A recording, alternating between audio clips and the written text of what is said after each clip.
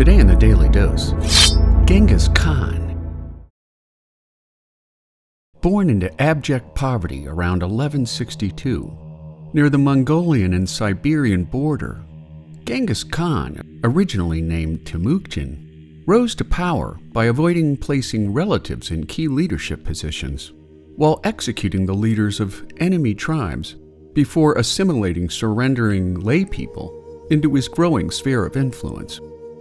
Although Khan was an animist, his belief in religious freedom saw Christians, Muslims, and Buddhists follow him into battle. By 1206, Genghis Khan, which translates to universal ruler, had established a nation similar in size to modern Mongolia.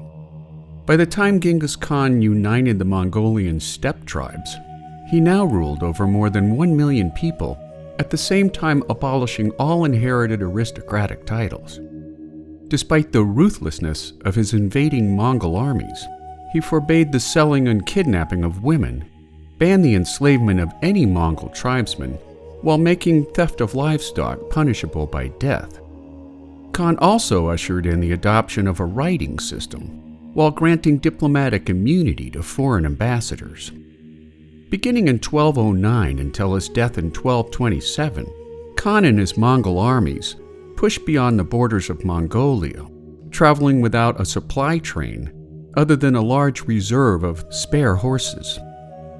After invading most of modern-day China, by 1219, Khan went to war against the Khwarezm Empire, which encompassed the geography of present-day Turkmenistan, Uzbekistan, Afghanistan, and Iran, slaughtering and plundering his way through city after city, including Bukhara, Samarkand, and Ghent.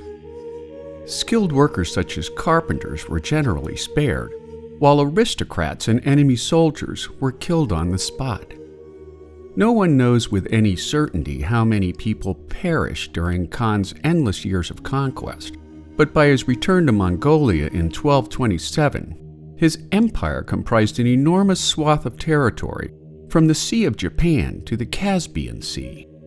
By the time of his death on August 18, 1227, caused by internal injuries after falling from a horse during battle, Genghis Khan conquered more than twice as much geography than any other person in history, at the same time bringing Eastern and Western civilizations into contact with one another for one of the first times in history.